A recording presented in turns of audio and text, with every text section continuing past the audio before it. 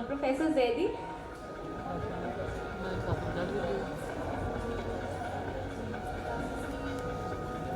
नमस्कार, मेरा नाम ज़फ़र ज़ैदी है। मैं इस समय आजकल एमआईटी यूनिवर्सिटी से एफिलिएटेड हूँ, जुड़ा हुआ हूँ। मैं वहाँ पर डायरेक्टर हूँ बिहेवियरल साइंसेस का, एचओडी हूँ क्लिनिकल साइकोलॉजी का। बेसिकली क्लिनिकल साइकोलॉजिस्ट हूँ। सीआईपी जो एक बहुत बड़ा इंस्टीट्यूट है रांची में, उसका स्टूडेंट हूँ। वहाँ मैंने फैकल्टी ऐसे से काम भी किया। फिर गवर्नमेंट ऑफ इंडिया के डिफरेंट डिपार्टमेंट्स में मैं मेंटल हेल्थ इश्यूज़ और डिसेबिलिटी इश्यूज़ को हैंडल करता रहा।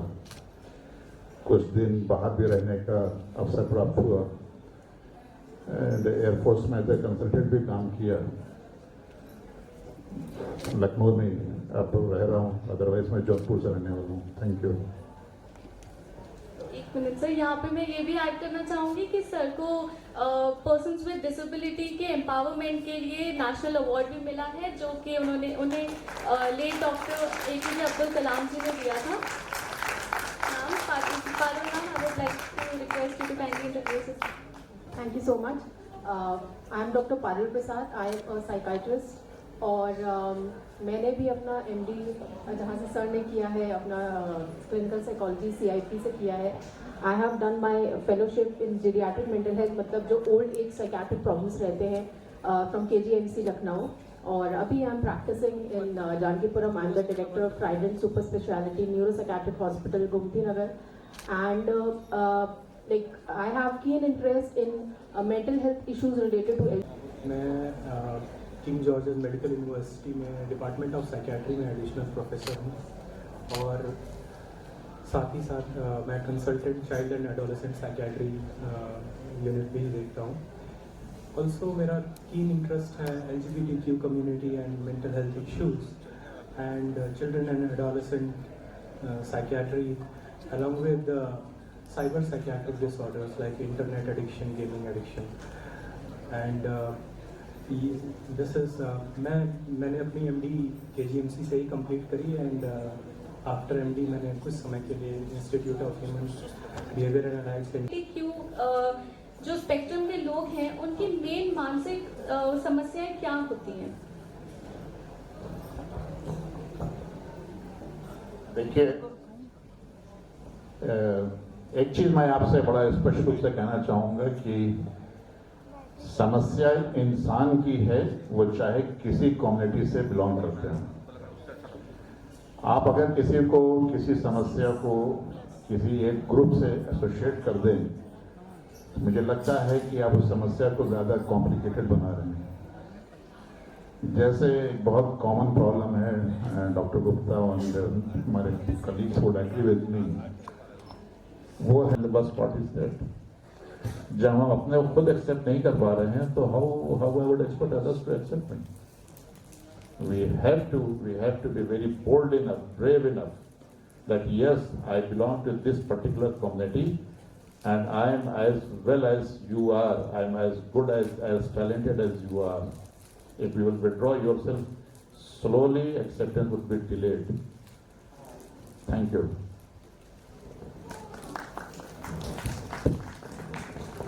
जब बात सेल्फ एक्सेप्टेंस की होती है तो प्रॉब्लम स्टार्ट होती है right from the very beginning, क्योंकि हमें पता है सोसाइटी में एक तरह से कि black and white picture, either it is this और दैट, मेल या female, there is nothing in between.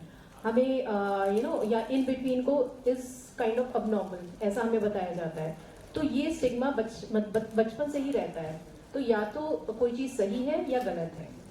अब जब even in normal physiological development जब किसी बच्चे का होता है तो उस प्रोसेस में एक फेज आता है लाइफ में जहाँ पर खुद के आइडेंटिटी को लेकर वी आर कंफ्यूज्ड, राइट। और फिर जैसे specially if you do not fall in this category, जो ये सोसाइटल नॉर्म है कि either you are a male और अ फीमेल, या इस तरह का specially when we talk about gender identity, gender dysphoria वाली जो कंडीशन रहती है, तो उसमें अगर खुद के बारे में ही आइडेंटिफाई करता है कि नहीं, there are people around me who are similar like me, हमारे तरह के भी लोग हैं, एग्जिस्ट करते हैं, फिर वो उनसे आइडेंटिफाई करता है, वो उनके साथ अपना एक तरह से माइक्रो एनवायरनमेंट उनके साथ फॉर्म करता है। धीरे धीरे it is a step by step process. But because हमारे मन में खुद में ही इतना ज़्यादा डिस्क्रिमिनेशन है बचपन से, तो वी टेंड टू, एक तरह से होता है जो जिसको बोलते हैं इंटरनलाइज रेसिज्म जो रहता है, मतलब we tend to discriminate amongst ourselves. तो हमें लगता है कि नहीं, मैं इस कम्युनिटी में फॉल नहीं कर सकता हूँ। बहुत सारे ऐसे हमारे पास जो क्लाइंट्स आते हैं जो इस कम्युनिटी को बिलोंग करते हैं, दे आर लाइक कि ma'am we don't feel like we are part of that group, we are something different despite the fact that they might be belonging to any of this particular community, but उनको वो acceptance आने में बहुत time लग जाता है। तो until and unless वो कहते हैं कि they don't dress like me, obviously not everybody in the community will dress alike. Somebody might be very like fashionable in their dressing sense, somebody might dress very orthodox. तो जरूरी नहीं है कि belong to a particular community तो आप एक particular तरह से ड्रेस करोगे। बट हाँ, ये जो दिमाग में एक माइंडसेट है कि अगर आप कम्युनिटी के हो, LGBT की कम्युनिटी को बिलोंग करते हो, तो you have to dress in a specific way, और अगर उस तरह से नहीं करते हो तो that means I am different. तो ये वाला जो एक्सेप्टेंस है ये उनमें नहीं आता है इनिशियली, और इनफैक्ट बहुत सारे लोग डिनाइल में रहते हैं, बहुत सालों तक डिनाइल ही चलता रहता है कि नहीं, I am not a part of this community, but I am something different. So ये एक्सेप्टेंस लाने के लिए हाँ जरूरी है एक सेल्फ अवेयरनेस करना, उनको समझाना। और ये जो as was mentioned earlier also कि हमें पता ही नहीं है कि ऐसा कुछ एग्जिस्ट भी करता है, स्पेशली रूरल पार्ट्स में हमारे यहाँ पर हमें पता नहीं है कि ऐसा कुछ होता है, तो पीपल आर वेरी कंफ्यूज, उनको समझ में नहीं आता है। A person who was born biologically female, वो बड़ा होता है धीरे धीरे, he cannot identify himself with the rest of the females, उसको ना फीमेल की तरह ड्रेसअप होना पसंद आ रहा है, ना उसको फीमेल वाले ऑर्थोडॉक्स गेम्स पसंद आ रहे हैं, फिर वो कंफ्यूज हो जाता है कि ये क्या हो रहा है मेरे साथ, because he doesn't know that something like this exist, कि ऐसा भी कुछ हो सकता है कि you are biological female but you identify yourself as a male. तो जब तक ये अवेयरनेस नहीं आती है लोगों में कि there is a third gender, there is something called gender fluid, ये टर्म्स भी हैं, और ये ऐसे there are individuals with this identity as well, तब तक लोगों में सेल्फ अवेयरनेस आ पाना बहुत डिफिकल्ट है। इनफैक्ट हमारे कल्चर में तो बहुत टाइम से हमेशा से जो डाइवर्सिटी है उसको हम लोग बहुत ज्यादा एम्ब्रेस करते हैं, but somehow it couldn't catch on as far as this context is concern. But it's high time now, क्योंकि अब लीगली भी इसने अपने legal he planned to disclose himself, and every time he fails because he is not encouraged, he is not brave enough to express himself to his family, to his wife, to his parents and all these things if he is young, mostly young age. So as Dr. said, parents came and he said that the child or daughter or son, whoever maybe, has disclosed. This disclosure is the beginning of acceptance. We were talking about the acceptance. This disclosure is the beginning of acceptance. I have seen one couple having marital disharmony immediately after marriage because the husband was bisexual. Had he disclosed, अगर ये शुरू में engagement से पहले, शादी से, it was arrange marriage, it was not a love marriage, शादी से पहले अगर जैसे आप बताते हैं हम वेजिटेरियन नॉन वेजिटेरियन, हम शराबी पीते हैं, हम सिगरेट पीते हैं, this and that, if you accept me, you accept, otherwise you refuse me. The wife was upset not because of his bisexual orientation, because of the mistrust that he did not disclose with me. He kept such an important issue within himself. इसको दबा के रखा, इसने बताया नहीं, इसने दुनिया भर चीज बता दिया कि हमारा इतना बैंक बैलेंस, हमारा ये क्वालिफिकेशन, हमारा ये है, हमारा वो है, हमारा सब पूछ लिया जो इतना इंपॉर्टेंट चीज थी। And he was very active bisexual. And ऐसे आदमी से शी सेड कि forget about sexuality and non sexuality, his attitude towards his partner, life partner, to whom he is going to live throughout the life. If he cannot disclose, if he is not brave enough to disclose such an important thing, what is the use of living, committing for whole life? So problem started from that point. अगर वो disclose कर देता, हो सकता शादी नहीं होती, 90% chance शादी नहीं होती। अगर शादी हो जाती है तो 3 महीने के अंदर डाइवोर्स नहीं होता, that I can assure you, because the acceptance must have been there. these are the things which appears very simple, but it's very significant. Simplicity is one thing, significance is another thing. It is very, very significant. And we may say anything, we have to be very patient enough to accommodate our community, which we might lack. I don't know how many parents are sitting over here. If they are there, we must clap for them, that they have accepted, there is a process of acceptance. I do not know whether they have accepted or not.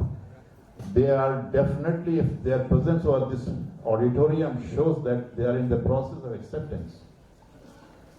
They are not one of those who ask the child to get out from this house and we only believe in the heterosexuality and the unique gender. At least they are not one of them. So it is the beginning that you start disclosing. It is the person, if the persons of the community sitting over here, they are listening to me. I would suggest that this is the beginning of your acceptance yourself and encouraging your society to accept you and to live happy life. Thank you. You had asked about the symptoms of basically during that process जहाँ पर वो अपना identity को लेके confuse रहते हैं, तो उनके दिमाग में बहुत कुछ चल रहा होता है। उस समय खुद से लेके खुद को लेके हेट्रेड, गिल्ट, ये सारे इमोशंस रहते हैं। घर वालों के एक्सपेक्टेशंस पे खरा ना उतर पाने का उनको ये एक गिल्ट रहता है। उनको ये डर रहता है अगर हम अपने घर पे बताएंगे तो क्या होगा, कैसी सिचुएशन होगी। तो ये सब आत्म मंथन, ये सब जो कंफ्यूजन चल रहा होता है, उसकी वजह से लोगों से कट के रहना, ज़्यादा इंटरैक्ट ना करना, अपने में रहना। इनफैक्ट बहुत सारे ऐसे जो हमारे कम्युनिटी के लोग रहते हैं, LGBTQ कम्युनिटी के, वो बुलिंग का भी शिकार होते हैं। तो ऐसे लोग अपने कॉलेज सर्कल में, फ्रेंड सर्कल से भी थोड़ा सा कट के रहने लगते हैं। तो इसमें सबसे बड़ा रोल हो जाता है हमारी फैमिली का, कि वो आइडेंटिफाई करें कि हमारे बच्चे में क्यों ऐसा वो बिहेव कर रहा है, क्यों उसमें इस तरह के चेंजेस आ रहे हैं।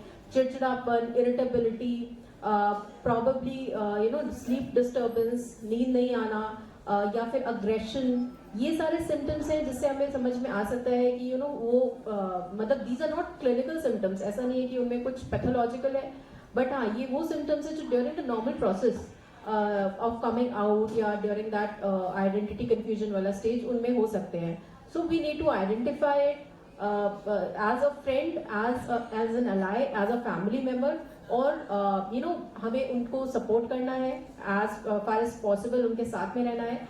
और इस प्रोसेस में जहाँ पर वो खुद से लड़ रहे होते हैं, अपने इमोशन से लड़ रहे होते हैं, तो उसमें उनका साथ देना है। So that is pretty much. Outcome की बात करें अगर, फैमिली मेम्बर या सोसाइटी को कैसे आइडेंटिफाई कर सकते हैं कि उनके साथ या उनके साथ रहने वाला व्यक्ति, तो परिवार में रहने वाला युवा या कोई भी सेक्सुअलिटी से जुड़े हुए इश्यूज फेस कर रहा है, तो उसके कुछ कॉन्क्रीट आउटकम जो रिसर्च में आइडेंटिफाई किए गए हैं, जो कि बहुत ऐसा नहीं कि वो सेक्सुअलिटी से जुड़े हुए ही आउटकम या इम्पेयरमेंट हैं, वो जनरली हर मेंटल हेल्थ कंडीशन या साइकोलॉजिकल कंडीशंस के साथ होती हैं।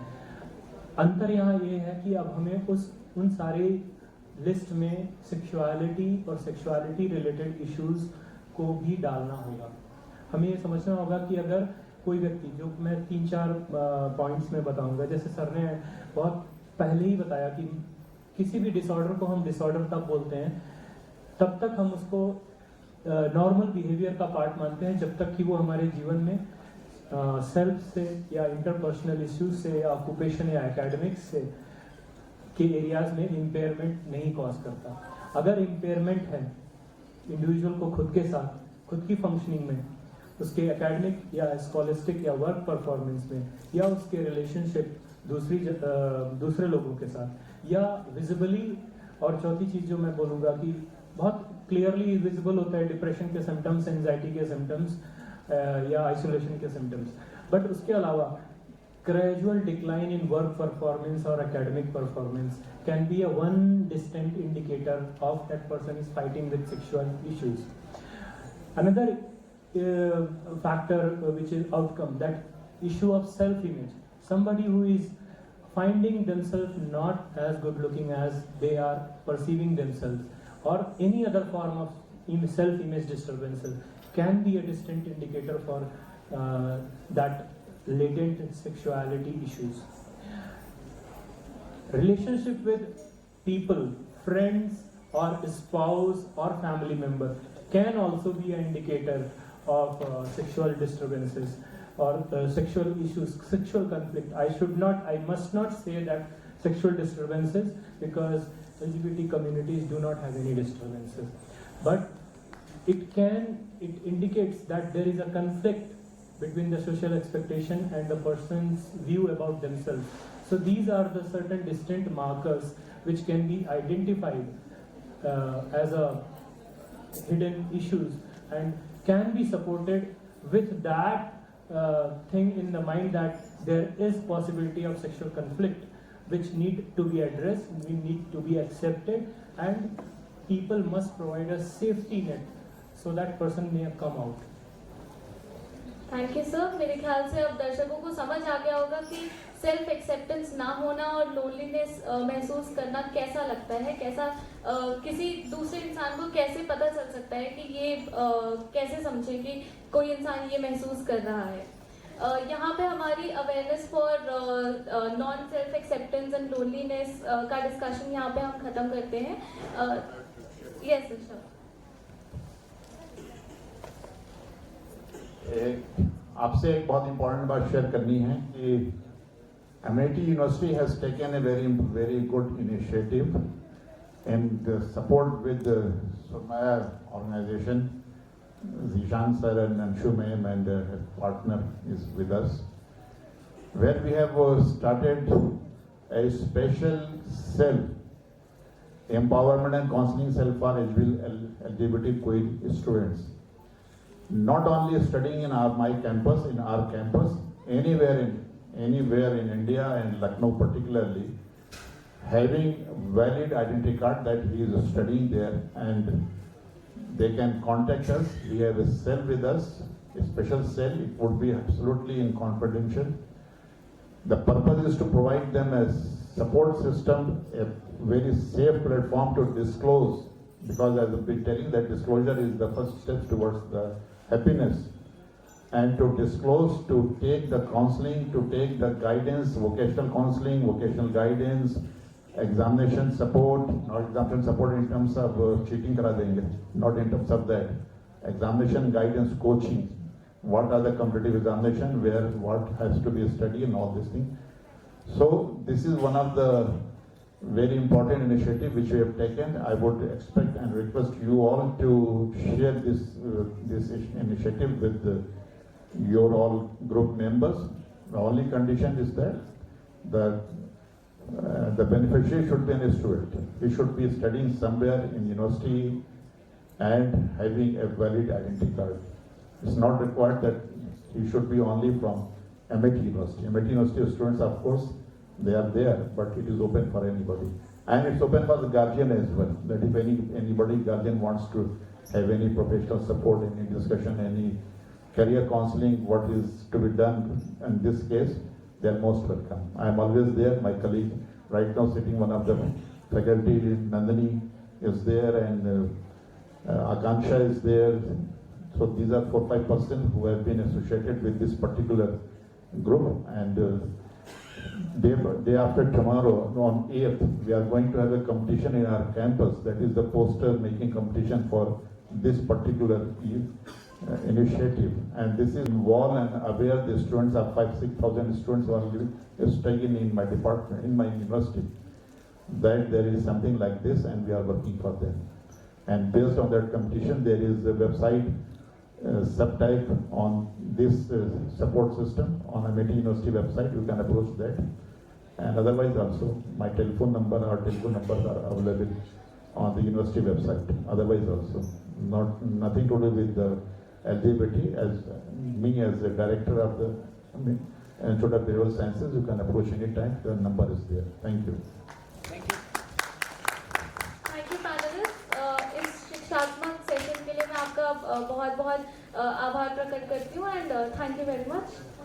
Thank you sir so very much everyone कि आपने इतने खूबसूरत view like to invite Yadavendra ji on stage to felicitate the panelist so एक बार जोरदार तालियां होना चाहिए यादवेंद्र जी के लिए।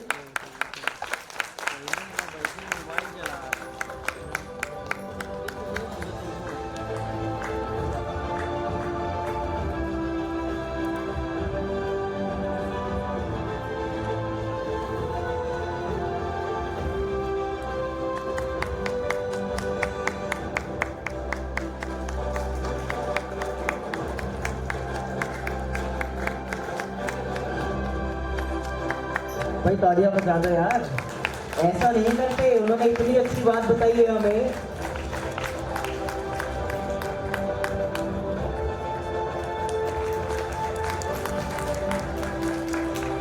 Thank you so much panelists for being here and for sharing